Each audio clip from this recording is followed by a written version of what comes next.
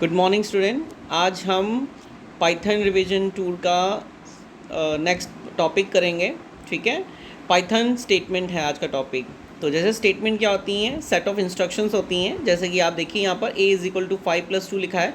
तो हमने अब यहाँ पर क्या कर रखा है कि एक स्टेटमेंट है, ए एक वेरिएबल है जिसके अंदर हमने 5 + 2 लिखा हुआ है। और प्रिंट कमांड भी आपकी स्टेटमेंट में ही आती है, पाइथन स्टेटमेंट में आती है। तो प्रिंट आपको पता ही है, डबल क्वाड्स के अगर हम अंदर कुछ लिखते हैं तो एज इट इज़ प्रिंट हो जाता है, और अगर हम उसके बाद अगर हम सिंपल a, लिखते हैं तो वो वैल्यू प्रिंट करता है। तो आप कंडीशन स्टेटमेंट इसकी फंक्शन है कि these are the set of instruction, कि ये एक सेट ऑफ इंस्ट्रक्शन है which follow Python programming rule, जो कि फॉलो करता है पाइथन प्रोग्रामिंग रूल्स को, and can be execute on Python compiler and interpreter. कि ये जब पाइथन के रूल्स को फॉलो करता है तब वो क्या कहते हैं, पाइथन के उन प्रोग्राम को एग्जीक्यूट करता है, चाहे वो कंपाइलर में करिए चाहे इंटरप्रेटर में करिए। सबसे पहले इसके अंदर आता है आपका empty statement, and empty statement को हम नल स्टेटमेंट भी कहते हैं। इसका मतलब है कि अगर आपने कोई ब्लॉक बना रखा है और ब्लॉक में वो कंडीशन एग्जीक्यूट नहीं हो रही है तो वो उसको पास कर देगा अगली कंडीशन के लिए। तो ऐसा ही है कि it can not perform any action if you write any block there is no logical then you can pass the statement. कि अगर आपने एक एक्शन परफॉर्म करवाना है, आपने क्या किया, एक ब्लॉक तैयार किया और उस ब्लॉक में उसमें कोई लॉजिकल नहीं है, तो वो क्या करेगा, उस स्टेटमेंट को वो पास आउट कर देगा। क्योंकि उस अगर कोई कंडीशन ही नहीं है तो वो उस स्टेटमेंट को पास करके अगली स्टेटमेंट के पास चला जाएगा। सिंपल स्टेटमेंट को हम सिंगल स्टेटमेंट भी कहते हैं। They can be easily execute. Print statement आपके सिंगल स्टेटमेंट में आती हैं। Compound statement where we treat group of the statement as a single unit. कि अगर आप किसी स्टेटमेंट को ग्रुप में ट्रीट कर रहे हो तो उसको हम कंपाउंड स्टेटमेंट कहते हैं। जैसे कि हेडर है, हेडर के अंदर आप स्टेटमेंट लिखते हो तो देखिए इफ़ कंडीशन है, इफ़ एल्स कंडीशन है, वाइल कंडीशन, फॉर कंडीशन, ये सभी आपकी कंपाउंड स्टेटमेंट में आती हैं। एक स्ट्रक्चर बना रखा है मैंने, देखिए flow of controls, order of sequence. Flow of control को हम ऑर्डर ऑफ सीक्वेंस एग्जीक्यूशन भी कहते हैं। तो देखिए इसमें पार्ट्स हैं, इसका सीक्वेंस है, सिलेक्ट, या इसको हम डिसीजन भी कहते हैं, इटरेशन या इसको लूपिंग भी कहते हैं, जंपिंग स्टेटमेंट जो कि आपकी कंटिन्यू और ब्रेक भी हैं। तो ये कौन कौन सी हैं, क्या क्या करती हैं, आगे देखते हैं। तो सबसे पहले देखिए हमारी सीक्वेंस की आती है। सीक्वेंस को हम ऑर्डर सीक्वेंस भी कहते हैं। जैसे कि देखिए a = 5, b = 2, c = a + b and print c। तो आपने ये देखा यहाँ पर हमने एक सीक्वेंस बना रखा है कि हाँ भी चलिए a b c, और उसके बाद हमने सीक्वेंस में प्रिंट c को दे दिया। तो इसको हम ये जो आपका प्रोग्राम बना है ये ऑर्डर में है और सीक्वेंस में, तो सीक्वेंस में ही चल रहा है कि हाँ भी वैल्यूज़ हुई, फिर हमने उसको प्लस कर दिया और फिर प्रिंट आउट निकाल दिया। तो दैट कॉल्ड सीक्वेंस। उसके बाद आपका सिलेक्शन है जिसको हम कंडीशन भी कहते हैं। तो आप जानते ही हो, हमने कंडीशन कोई अप्लाई होती है तो एक डायमंड शेप के अंदर होती है। तो अगर कंडीशन अगर आपकी ट्रू होती है या येस होती है तो वो आगे की तरफ बढ़ जाती है, और अगर फॉल्स होती है तो नीचे की तरफ चली जाती है। मतलब हर एक कंडीशन के लिए ट्रू और फॉल्स का होता है, और उसके बाद वो आउटपुट निकालती हैं और उसके बाद प्रोग्राम बंद हो जाता है। मतलब कंडीशन ट्रू हो तो भी आउटपुट है, फॉल्स हो तो भी आउटपुट है, और प्रोग्राम स्टॉप हो जाता है। फिर आपका आता है इटरेशन या लूप।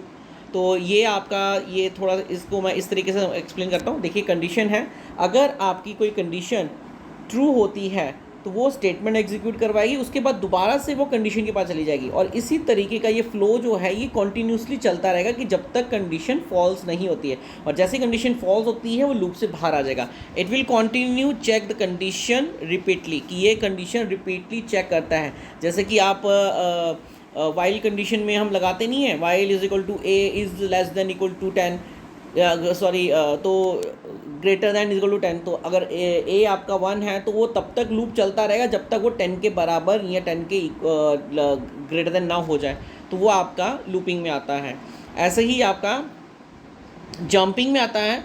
जंपिंग स्टेटमेंट आपने 11th में भी पढ़ी है, दो कंडीशंस है इसके अंदर, कंटिन्यू और ब्रेक है। कंटिन्यू जो है वो लाइन स्किप करता है और ब्रेक का मतलब है वो लूप को ब्रेक कर देता है कि हम किसी कंडीशंस को अप्लाई करते हैं तो वहाँ पर हमने ब्रेक कमांड लगा दी तो उसके बाद का सारा सीक्वेंस जो है वो ड्रॉप हो जाएगा और वहाँ से वो लूप बाहर में आ जाएगा। और कंटिन्यू में आपका एक लाइन स्किप करता है वहाँ पर। आपने इसका एग्जाम्पल भी देखा होगा, प्रोग्राम आपके पास पुरानी बुक है तो वहाँ पर एक बार ज़रूर देखना इसको, कंटिन्यू ब्रेक कंडीशन। आगे आपका है सिलेक्शन स्टेटमेंट, इसको हम कंडीशनल स्टेटमेंट भी कहते हैं, ब्रांचेस स्टेटमेंट भी कहते हैं और डिसीजन स्टेटमेंट भी कहते हैं। तो ठीक है, नॉर्मली हम इसको सिलेक्शन स्टेटमेंट कहते हैं। तो कौन कौन सी है? These statement allow us to execute statement based on a particular execution condition, कि ये वो स्टेटमेंट्स हैं जो हमें एग्जीक्यूट करवाती हैं स्टेटमेंट या स्टेटमेंट्स को किसी पर्टिकुलर कंडीशन के ऊपर। तो यहाँ पर आपकी कंडीशंस आती हैं, इफ़ स्टेटमेंट है, इफ़ एल्स स्टेटमेंट है, इफ़ एल्स स्टेटमेंट है और नेस्टेड इफ़ है। इनके बारे में डिस्कशन करेंगे। तो देखिए आपकी इफ़ कंडीशन है, इफ़ कंडीशन के अंदर हमने कंडीशन अप्लाई की, ये आपका सिंटेक्स है, उसके अंदर हमारे स्टेटमेंट्स हैं। तो एक स्टेटमेंट दो स्टेटमेंट हो तो आपकी इफ़ कंडीशन, आपको मालूम भी है कि इफ़ कंडीशन अगर ट्रू होती है तो वो सिर्फ ट्रू के लिए ही रिजल्ट निकालती है। तो नॉन ज़ीरो वैल्यू को हम ट्रू मान के चलते हैं, कंटेन वैल्यू से भी चलता है। जैसे कि आपका एग्जांपल है a = 5, अगर a = 5 है, इफ़ a दे रखा है और प्रिंट a कर रखा है तो नॉन ज़ीरो वैल्यू है चलेगी। ठीक है, यहाँ पर हमने a कोई कंडीशन अप्लाई भी नहीं है, सिर्फ a दे रखा है तो ये एग्जीक्यूशन होगा। अगर आप इफ़ 5 देते हैं या हेलो करते हैं, यहाँ पर हेलो 5.2 या -5.2 करते हैं इफ़ कंडीशन के अंदर, तो ये सारी कोई भी नॉन ज़ीरो वैल्यू एग्जीक्यूट होगी। ये सारी जितनी भी हैं ये सारी की सारी वैल्यू होंगी। कह रहा है कि जो कंडीशन इफ़ ज़ीरो हो या इफ़ फॉल्स हो वो कंडीशन अप्लाई नहीं होती हैं, एग्जीक्यूट नहीं होती हैं। अगर आपने if a is greater less than b लिखा है तो ये कंडीशन चेक करेगा, तो वो रिज़ल्ट निकालेगा कि हाँ भाई a बड़ा है कि छोटा है, तो उसके हिसाब से प्रिंट निकालेगा। तो आपने अगर आपने a = टुडे दे रखा है और if a is = today they रखा है तो, और उसके बाद कॉलन साइन है, उसके बाद प्रिंट a दे रखा है, तो यहाँ पर देखिए हमने एक वेरिएबल लिया a जिसके अंदर हमने टुडे नाम का एक वैल्यू करैक्टर स्टोर करके रखा है और हमने यहाँ पर कंडीशन अप्लाई कर रखी इफ़ a = टुडे, कि अगर जो a वेरिएबल है वो टुडे के बराबर है तो प्रिंट कर दे। तो ये कंडीशन ट्रू होगी तो आपका रिजल्ट ट्रू में आएगा।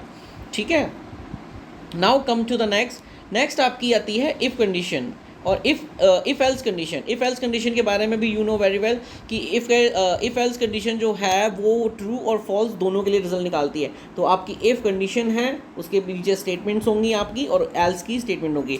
तो a = 10, if a = 10 print a, तो ये सही है कंडीशन कि अगर आपकी कंडीशन ट्रू है, अगर आपकी कंडीशन ट्रू इक्वल टू आता है तो आपकी कंडीशन ट्रू हो जाती है, तो आपका प्रिंट आउट निकल जाएगा। अगर मान लो अगर हम यहाँ पर एल्स भी लगा देते हैं, एल्स में कॉलन लगते हैं और यहाँ पर प्रिंट नॉट लिख देते हैं, ठीक है, ये आपका ये जो हम एग्जांपल पढ़ रहे हैं वो इसी के बेसिस में है। और यहाँ पर अगर हम 11 कर देते हैं, जैसे मैंने यहाँ आगे लिखा हुआ है ना कि a = 10 है, इफ़ a = 11 है तो वो फॉल्स के लिए चला जाएगा। तो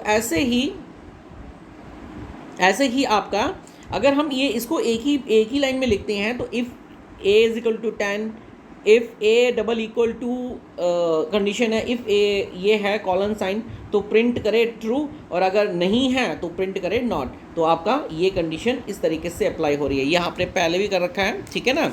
उसके बाद आपकी आती है इफ़ कंडीशन, ये आपकी इफ़ कंडीशन इफ़ कंडीशन है ये आपकी। तो देखिए इफ़ कंडीशन उसके अंदर स्टेटमेंट है, फिर एल्स इफ़ कंडीशन है उसके अंदर स्टेटमेंट है, फिर एल्स इफ़ कंडीशन है उसके अंदर स्टेटमेंट है और उसके बाद एल्स है।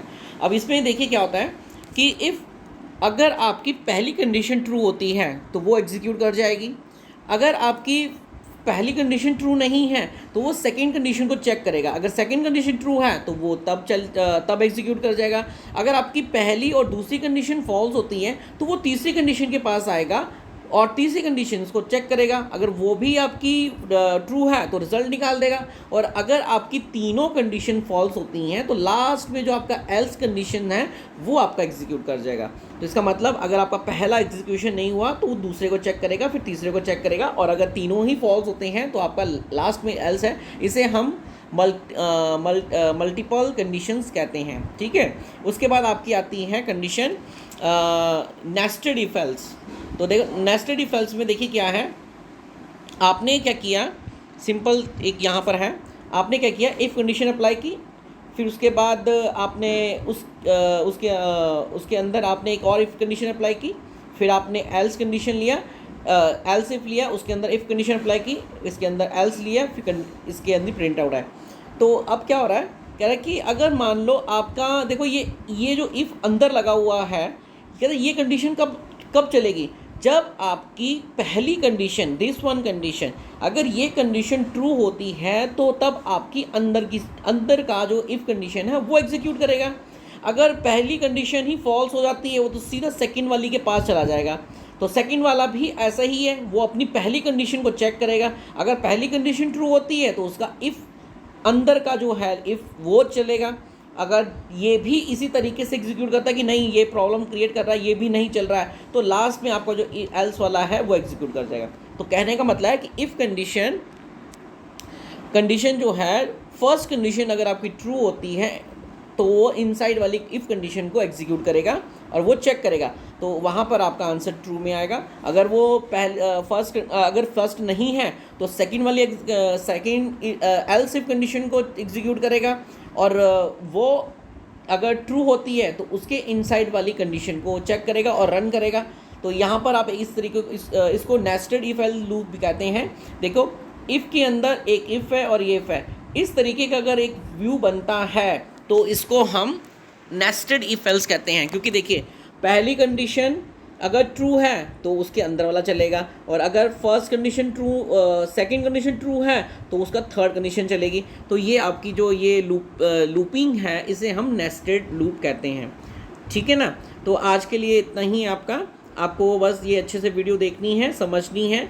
इनके जो प्रोग्राम्स हैं इन प्रोग्राम्स को आप बनाकर भी देखिए, मतलब ये कंडीशन देखो मैंने आपको सिर्फ एक्सप्लेनेशन दिया है, आप इनके प्रोग्राम बनाकर ज़रूर देखें ताकि आपको ये पता रहे कि nested if else, else if loop और इफ एल्स और इफ़ कंडीशन, ये सारी कंडीशन किस तरह से एग्जीक्यूट करती हैं। तो प्रोग्राम ज़रूर बनाएं, ठीक है, और हो सके तो इनकी एक एग्जाम्पल्स जो हैं कॉपी में ज़रूर नोट करें, ठीक है। तो आज का वीडियो इतना ही है, ठीक है। हम नेक्स्ट टॉपिक जो है वो अगली वीडियो में करेंगे, ओके।